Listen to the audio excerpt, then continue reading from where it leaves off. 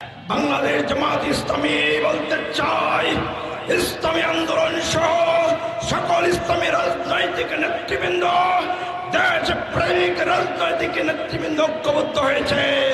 আগামী দিনে যদি মানুষের অধিকার প্রতিষ্ঠিত করতে হয়, তাহলে একটি ইনসাফপূর্ণ রাষ্ট্রের কোনো বিকল্প নেই। সংগ্রামী ভাইয়ের আমার, ঐতিহাসিক সরোয়ার্দী উদ্যানের ইসলামী আন্দোলনে বাংলাদেশ যে ঐতিহাসিক সমাবেশ করেছিল, সেই সমাবেশের মধ্য দিয়ে বাংলাদেশের মানুষের কলিজার মধ্যে এই চিন্তা চেতনা তৈরি হয়েছে। আগামী দিনে যার রাষ্ট্র হবে সেটি হচ্ছে ইসলামী রাষ্ট্র। আমরা দেশের ভালোর জন্য কাজ করি এবং আল্লাহর সন্তুষ্টির জন্য কাজ করি। আলহামদুলিল্লাহ, যারা এই পথের মধ্যে আছেন, শত দুঃখ বেদনা যন্ত্রণা সবকিছু মারিয়ে আমরা আমাদের লক্ষ্যের দিকে পৌঁছে যাবো ইনশাআল্লাহ। আমাদেরকে চোখ রাঙানি দেখিয়ে, আমাদেরকে ভয় দেখিয়ে, মামলা জুলুম নির্যাতন চালিয়ে যেভাবে অতীতে কেউ রুখতে পারেনি, আগামীতেও আমাদেরকে কেউ রুখতে পারবে না। যারা জুলাই আন্দোলনের মাস্টার মাইন্ড দাবি করে, আমি বলি ভাই, যিনি মাস্টার মাইন্ড তিনি কখনো দাবি করেন না আমি মাস্টার মাইন্ড। যিনি মাস্টার মাইন্ড তিনি চুপ থাকেন। সারা বাংলাদেশের মানুষ বেছে নেন কে মাস্টার মাইন্ড।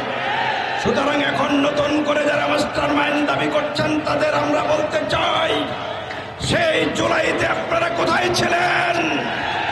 সেই জুলাইতে শত শত ছাত্র জনতাকে প্রথম দিকে যারা গুলি করছিল, তখন আপনারা কোথায় ছিলেন?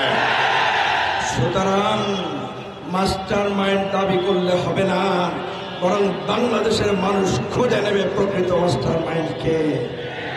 দ্বিতীয় বিষয় যেটি বলতে চাই, যারা নির্বাচন করছেন, ইসলামী আন্দোলন বাংলাদেশ জামাত ইসলামীও নির্বাচন চায়, কিন্তু মেন বিষয় হইল লেভেল প্লেইং ফিল্ড তৈরি না করে আবার যদি পুলিশ নিজে যদি ব্যালট বক্স যদি ছিনতাই করে, দলীয় বাহিনী যদি সেই ব্যালট বক্স ছিনতাই করে নিজেরাই যদি সিল মারা শুরু করে, এ ধরনের পরিস্থিতিকে আমরা আবার বাংলাদেশে দেখতে চাই। সুতরাং সোজা পরিষ্কার কথা, লেভেল প্লেইং ফিল্ড তৈরি হবে, তারপরে নির্বাচন হবে। কারণ বাংলাদেশের মানুষ আর যেন তেন নির্বাচন চায় না। কারণ যেন তেন নির্বাচন হলে আবার নতুন করে বাংলাদেশের স্বৈরশাসক আমাদের উপরে জেঁকে বসতে পারে। এজন্য মানুষ যার যার ভোটাধিকার প্রয়োগ করবে এবং মানুষের নেতা নির্বাচিত করবে। বাংলাদেশ জামাত ইসলামী বলতে চাই, ইসলামী আন্দোলন সহ সকল ইসলামী রাজনৈতিক নেতৃবৃন্দ, দেশ প্রেমিক রাজনৈতিক নেতৃবৃন্দ ঐক্যবদ্ধ হয়েছে। আগামী দিনে যদি মানুষের অধিকার প্রতিষ্ঠিত করতে হয়, তাহলে একটি ইনসাফপূর্ণ রাষ্ট্রের কোনো বিকল্প নেই। সংগ্রামী ভাইয়ের আমার, ঐতিহাসিক সরোয়ার্দী উদ্যানের ইসলামী আন্দোলনে বাংলাদেশ যে ঐতিহাসিক সমাবেশ করেছিল, সেই সমাবেশের মধ্য দিয়ে বাংলাদেশের মানুষের কলিজার মধ্যে এই চিন্তা চেতনা তৈরি হয়েছে। আগামী দিনে যার রাষ্ট্র হবে সেটি হচ্ছে ইসলামী রাষ্ট্র।